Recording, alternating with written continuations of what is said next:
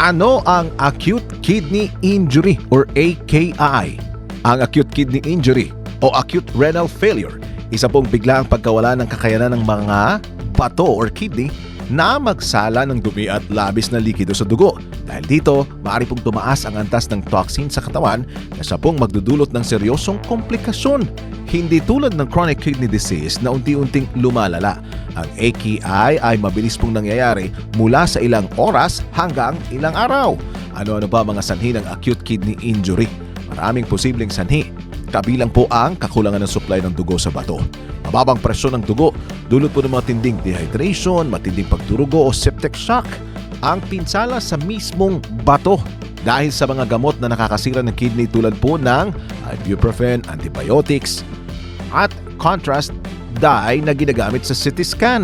Ang pagbara sa daluyan ng ihi o yung post-renal AKI. Ang bato sa kidney, prostate enlargement sa mga lalaki. Tumor sa pantog o iba pang parte ng urinary tract. Ano-ano ang mga sintomas ng acute kidney injury? Ang AKI ay maring walang sintomas sa simula, ngunit maring maranasan ng mga sumusunod. Madalang o walang pag-ihi, pamamaga ng paa, bukong-bukong at muka dahil po sa labis na likido sa katawan. Ang pananakit ng dibdib o likod dahil sa pamamaga ng bato. Pagtatae, pagsusuka, pananakit ng tiyan, pagkalito, pagiging balisa dahil po sa toxin buildup sa dugo at hirap sa paghinga dahil po sa fluid retention sa baga. Kapag hindi agad naagapan ay maaaring humantong ito sa permanenteng kidney damage o pagkamatay. Paano ba tayo makaiwas sa acute kidney injury?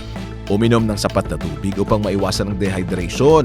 Iwasan ang labis na pag-inom ng mga painkillers at iba pang nephrotoxic drugs na walang reseta ng doktor. Iwasan ang labis na pag-inom ng alak at paninigarilyo dahil nakakasama ito sa bato.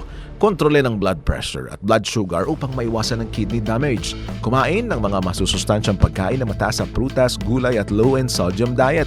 Regular din pong magpatingin sa doktor, lalo na kung may sakit sa puso, diabetes o iba pang sakit na maaaring magdulot ng AKI or acute kidney injury. Nakakatulong ang pag-inom ng Power Cells Herbal Capsule dahil po sa apat na mga sangkap nito tulad po ng garlic, cinnamon bark, mustard seed at cayenne pepper. Ang garlic ay may anti-inflammatory na nakakatulong po sa pagbawas ng pamamaga sa bato na siya pong nakakatulong sa paggaling mula sa AKI. Ito din po ay mayaman sa allicin, isa pong compound na tumutulong proteksyonan ng kidney mula sa oxidative stress. Ito din po ay nakakatulong sa pag-iwas sa impeksyon na posibleng magpalala sa AKI dahil po sa antibacterial at antifungal properties.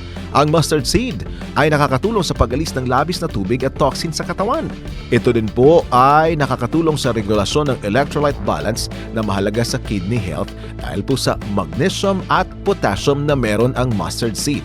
Ang cayenne pepper ay pinapabuti po ang sirkulasyon ng dugo. Ito po ay nakakatulong sa pagpapaganda ng daloy ng dugo sa kidney na mahalaga sa paggaling mula sa AKI. Ang cinnamon bark ay nakapagpapababa ng blood sugar dahil po ang mataas na blood sugar ay isa pong risk factor sa kidney damage. Ito din po ay nakakatulong sa proteksyon sa kidney cells mula sa oxidative stress. Kaya uminom araw-araw ng Power Cells Herbal Capsule upang malabanan at matuldukan ang acute kidney injury. Ang apat na superfoods ng Power Cells Herbal Capsule ay may mystical components na siya pong pagkain ng ating mga cells upang malabanan ang acute kidney injury. Ang Power Cells Herbal Capsule ay kinilala bilang best leading dietary food supplement brand for business excellence sa Golden Globe Annual Awards noong 2022. Ito po ay nakatanggap ng Seal of Product Quality mula sa Super Brands Marketing Incorporated noong nakaraang taon. At ngayong taon, ito po ay naging Outstanding Health and Wellness Product National sa Best Choice Awards. Power Cells Herbal Capsule. Tuldukan ang sakit dahil ikaw ang sandigan.